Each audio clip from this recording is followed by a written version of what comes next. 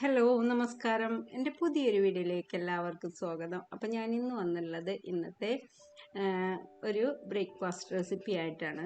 പിന്നെ നമുക്ക് വീഡിയോ കണ്ടു നോക്കാം.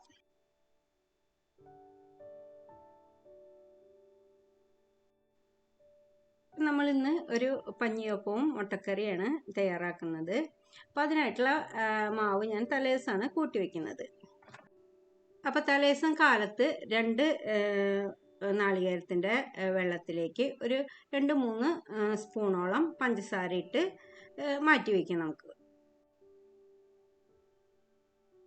അപ്പോൾ ഇത് ഞാൻ ചെറിയ നാളികേരമായ കാരണമാണ് 2 നാളികേരം എടുത്തുള്ളത്. അപ്പോൾ അതിലേക്ക് ആവശ്യത്തിന് പഞ്ചസാര ഇട്ട് അത് മാറ്റി വെച്ചു. പിന്നെ നമ്മളൊരു 2.5 ഗ്ലാസ് പച്ചരി എടുത്തിട്ടുണ്ട്.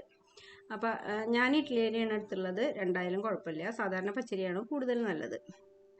ഒരു 2.5 ഗ്ലാസ് പച്ചരിയാണ് എടുത്തുള്ളത്. നന്നായി കഴുകി അത് കുതിരാനായിട്ട് വെക്കുന്നുണ്ട്. പച്ചരി നന്നായി കുതിർത്തതിന് ശേഷം വൈകിട്ടാണിത് ഞാൻ അരച്ചെടുക്കുന്നത്. 2 പ്രാവശ്യമായിട്ടാണ് ഞാനിത് അരച്ചെടുക്കുന്നത്. പകുതി പച്ചരി ഞാനിത് മിക്സിയുടെ ജാറിലേക്ക് ഇട്ടിട്ടുണ്ട്. പിന്നെ അതിലേക്ക് നമ്മൾ ഇടുന്നത് 1/4 ഗ്ലാസ് നാളികേരം, പിന്നെ ഏകദേശം ഒരു 3/4 ഗ്ലാസോളം ചോറ്. അപ്പോൾ ഏത് ഗ്ലാസ് കൊണ്ടാണ് നമ്മൾ പച്ചരി എടുത്തുള്ള ആ ഗ്ലാസ് കൊണ്ട് തന്നെ നാളികേരവും ചോറും അളന്നെടുക്കുക. അപ്പോൾ നാളികേരവും ചോറും ഇട്ടിട്ടുണ്ട്. പിന്നെ അതിലേക്ക് നമ്മൾ നാളികേര വെള്ളത്തിൽ പഞ്ചസാര ഇട്ട് വെച്ചിട്ടുള്ളതും കൂടി അതിലേക്ക് ഒഴിച്ചു കൊടുത്തു. ഇനി ബാക്കിയുള്ളത് സാധാരണ വെള്ളം കൂടി ഒഴിച്ച് നമുക്ക് അരച്ചെടുക്കാം. അപ്പോൾ ദോശമാവിൻ്റെ അത്ര അളവ് വേണ്ട, ഇത്തിരി കട്ടിയോട് കൂടിയിട്ട് തന്നെ 2 പ്രാവശ്യമായിട്ട് ഞാനിത് അരച്ചെടുത്തിട്ടുണ്ട്. ഇനി നമുക്കിത് മൂടി വെച്ച് മാറ്റി വയ്ക്കാം.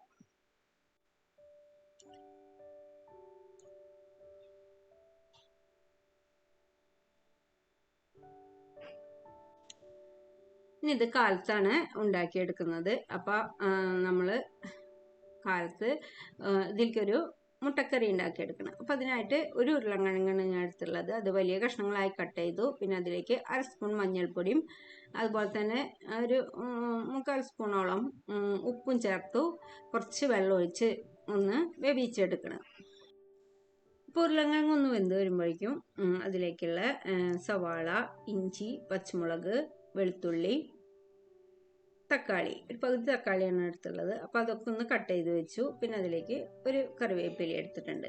അപ്പോഴേക്കും നമ്മുടെ ഉരുളക്കിഴങ്ങൊക്കെ നന്നായി വെന്ത് വന്നിട്ടുണ്ട്. അപ്പോൾ അതൊന്ന് കയ്യിൽ വെച്ച് ഞാനൊന്ന് ഉടച്ച് മാറ്റി വെക്കുന്നുണ്ട്.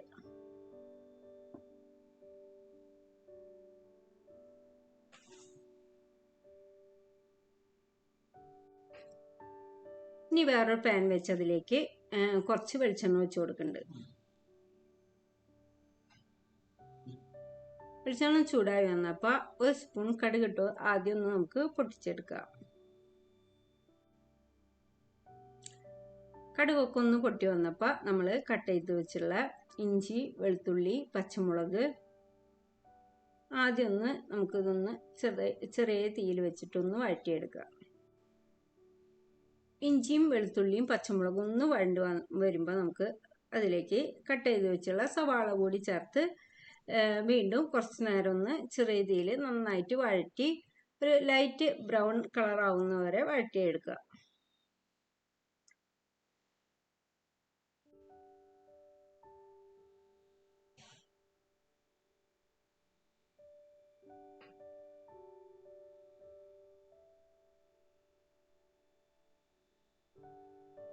ഇപ്പൊ സവാള ചെറിയ തീയിൽ വെച്ചിട്ട് തന്നെ കരിഞ്ഞു പോകാതെ ഒന്ന് നന്നായിട്ട് വഴറ്റിയെടുക്കുക.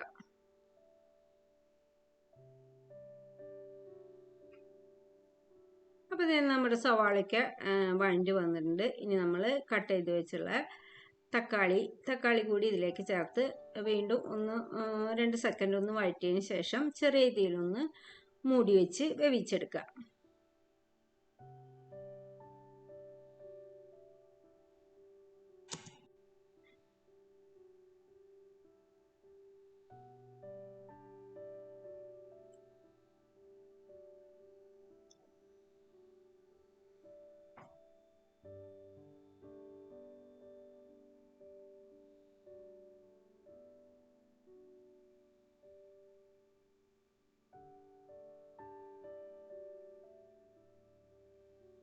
അപ്പോൾ തക്കാളിയൊക്കെ ഒന്ന് നന്നായി വഴണ്ടി വന്നിട്ടുണ്ട്. അതിലേക്ക് ഇനി പൊടികൾ ചേർത്ത് കൊടുക്കുക. അപ്പോൾ 1 സ്പൂൺ നിറച്ച് മുളക് പൊടിയും 2 സ്പൂൺ നിറച്ച് മല്ലിപ്പൊടിയാണ് ചേർത്തുള്ളത്. അപ്പോൾ മഞ്ഞൾപ്പൊടി നമ്മൾ ഉരുളക്കിഴങ്ങ് വേവിക്കുമ്പോൾ ചേർത്തിട്ടാണ് വേവിച്ചിട്ടുള്ളത്. ചെറിയ തീയിൽ വെച്ചിട്ട് ഒന്ന് നന്നായി പൊടികളൊന്ന് മൂപ്പിച്ചെടുത്തതിന് ശേഷം നമ്മൾ വേവിച്ച് വെച്ചുള്ള ഉരുളക്കിഴങ്ങ് ഇതിലേക്ക് ഒഴിച്ചു കൊടുത്തു. അപ്പോൾ ഇതെല്ലാം കൂടി ഒന്ന് മിക്സ് ചെയ്തെടുത്തു. അതിന് ശേഷം കുറച്ച് ഉപ്പും അതുപോലെ തന്നെ ഏകദേശം 1/4 സ്പൂണോളം ഗരം മസാലയും പിന്നെ നമ്മൾ ആ കുക്കറിലേക്ക് തന്നെ കുറച്ച് വെള്ളം ഒഴിച്ചൊന്ന് ചുറ്റിച്ച് അതും കൂടി അതിലേക്ക് ഒഴിച്ചു കൊടുത്തിട്ടുണ്ട്. ഇനി ചെറിയ തീയിൽ നന്നായിട്ടൊന്ന് വേവിച്ചെടുക്കാം.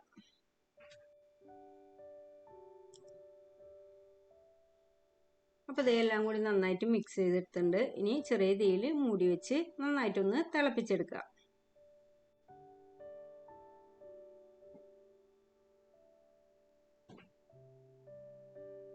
അപ്പോൾ ഇതേ നമ്മുടെ കറിയൊക്കെ നന്നായി തിളച്ചൊന്ന് കുറുകി വന്നിട്ടുണ്ട്. ഈ സമയത്ത് നമ്മൾ പുഴുങ്ങി വെച്ച മുട്ട അതിലേക്ക് വെച്ച് കൊടുക്കുക.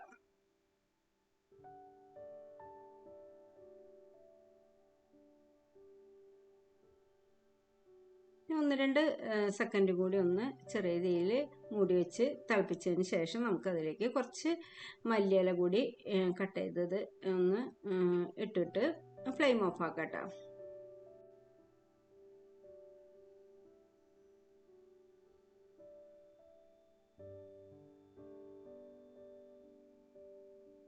അപ്പോൾ ഇത്രയേ ഉള്ളൂ നമ്മുടെ മുട്ടക്കറി റെഡി ആയിട്ടുണ്ട്. ഇനി നമുക്ക് പഞ്ഞിയപ്പം ഉണ്ടാക്കിയെടുക്കാം. അപ്പോൾ അതേ പഞ്ഞിയപ്പത്തിൻ്റെ മാവൊക്കെ പൊങ്കി വന്നിട്ടുണ്ട്. ഇനി അതിലേക്ക് ആവശ്യത്തിനുള്ള ഉപ്പിട്ട് കൊടുത്ത് ഒന്ന് നന്നായി മിക്സ് ചെയ്തതിന് ശേഷം നമുക്കിത് ഉണ്ടാക്കിയെടുക്കാം.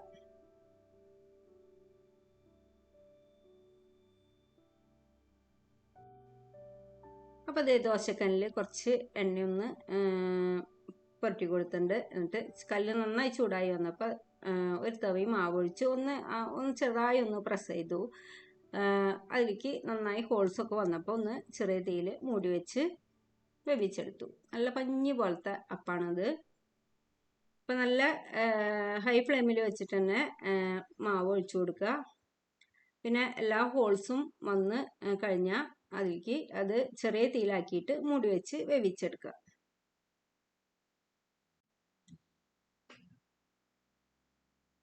അപ്പോൾ നമ്മുടെ പഞ്ഞിയപ്പൊക്കെ റെഡി ആയിട്ടുണ്ട്. അപ്പോൾ ഇത്രയേ ഉള്ളൂ ഇന്നത്തെ എൻ്റെ വീഡിയോ. അപ്പോൾ എൻ്റെ വീഡിയോ നിങ്ങൾക്ക് ഇഷ്ടമാവുന്നുണ്ടെങ്കിൽ ഒന്ന് ലൈക്ക് ചെയ്യുക, കമൻറ്റ് ചെയ്യുക, ഷെയർ ചെയ്യുക, സബ്സ്ക്രൈബ് ചെയ്യുക, ഒന്ന് സപ്പോർട്ട് ചെയ്യുക. പുതിയ വീഡിയോയുമായി വരും വരെ ബൈ.